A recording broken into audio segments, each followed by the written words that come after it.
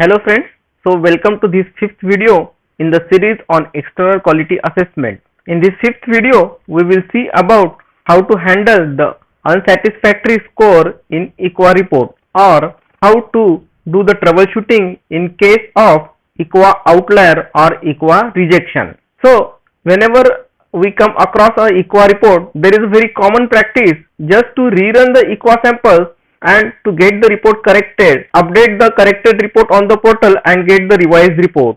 So this is not the correct way how we do the troubleshooting of EQA report. So there is a big misconception that get corrected report is the only way to do the EQA troubleshooting. So here we will see a step-by-step guide how to handle the unsatisfactory score in EQA report.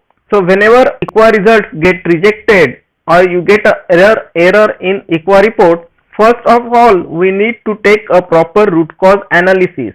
A single outlier or a single error in a single sample of EQA report may not cause a concern to the laboratory. But if it happens on repeated basis, there is a need to do a proper root cause analysis and take proper corrective and preventive action. Each unsatisfactory result should be investigated carefully. This should not be a reason to precipitate procedural changes until a careful analysis has been performed. As a part of analysis, laboratory can use the protocol such as perform the root cause analysis why the unsatisfactory results was obtained. Now this can start right from the blunder mistake or clerical error. Include transcription error. It may be just a pre or post analytical factor what has been contributed to the unsatisfactory result. While entering a EQA report, maybe a wrong method has been selected or maybe a wrong unit has been selected. So entering the EQA report, one should properly check whether the unit selected is as per the laboratory's test method and the methodology which is selected is appropriate. Now the main type of error which are classified in the root cause analysis of EQA report are methodological problems as well as technical problems. Now first of all we will go through the methodological problems. What are the methodological problems that one can encounter in case of EQA outlier? First of all, maybe the instrument function checks were not performed properly. The temperature, blank readings, pressure are not performed as per necessary requirement and were not acceptable whenever the EQA sample was tested. Scheduled instrument maintenance was not performed properly. Incorrect equipment calibration. The equipment was not as per the calibration requirement. Standard or reagent were improperly reconstituted or stored, which has contributed to the wrong result. Instrument probes were not aligned or there were misalignment of the probes or the pipetters. There may be sometimes problem with the data processing functions of the equipment. The laboratory may need to contact the manufacturer to evaluate such problems. Problems may be with the manufacturer reagent standards or with the instrument settings specified by the manufacturer. Many of the cases, whenever the test is programmed, the reagent volume or the standard values were wrongly entered. Wavelength selected may be wrongly entered, which can result into wrong reports. There may be sometimes a problem of carryover from previous sample.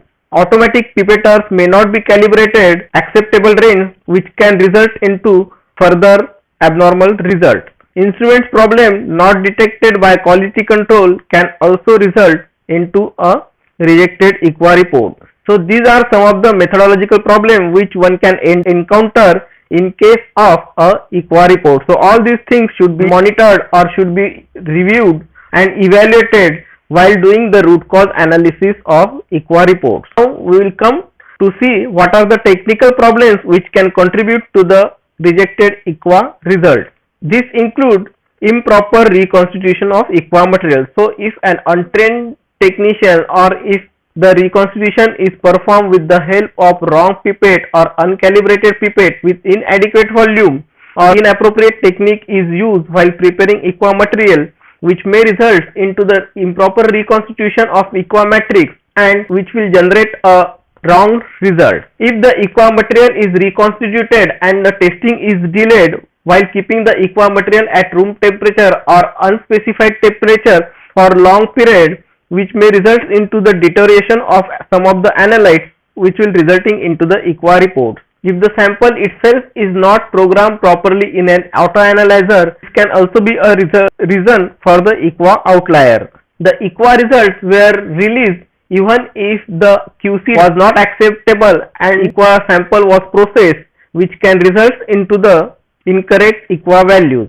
EQUA results outlier may also occur in case of a proper corrective actions is not taken of the IQC data. Whenever there are IQC outlier or whenever there were some IQC trends like sudden shift and drift in the IQC data, and if proper corrective actions were not taken on time and EQUA samples is processed without taking proper corrective actions, this may result into the wrong EQUA values. If there are any manual pipetting or dilution is involved, this may result into the error and it can result into a incorrect EQUA value.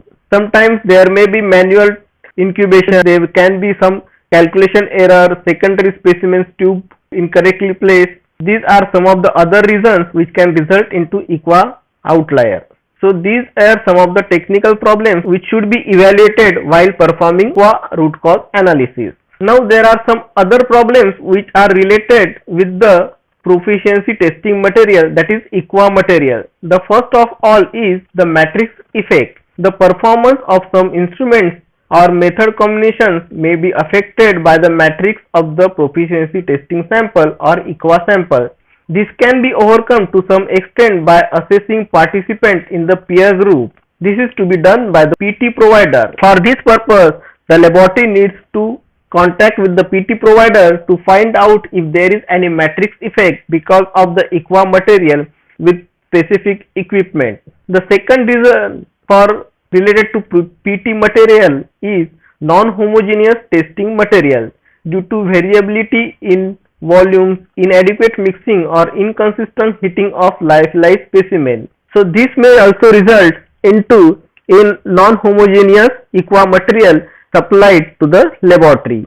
There are some other reasons which includes non-viable samples, specifically in microbiology PT program, where we can the organisms are themselves are not viable and which can cause false error in the PT program.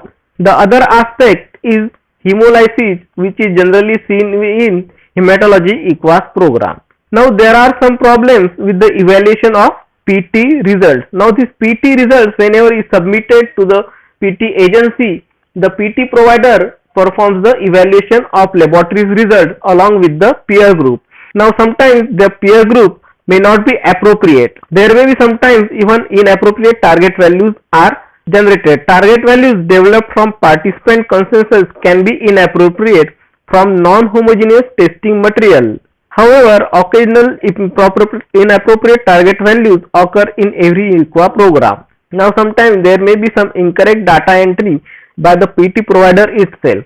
So this can also be a cause of EQUA outlier. Finally, there will be some cases where they cannot be explained even after investigation. When all identifier sources of error have been excluded, a single unacceptable result may be attributed to random error, particularly when the result of repeat analysis is acceptable. In such cases, no corrective action should be taken. As such, an action may be actually increase the probability of a future unacceptable result. So this is how we perform a troubleshooting of EQUA results, or in this way the unsatisfactory EQUA score should be handled. So with this we will conclude this video on EQUA report troubleshooting. Thank you and keep following.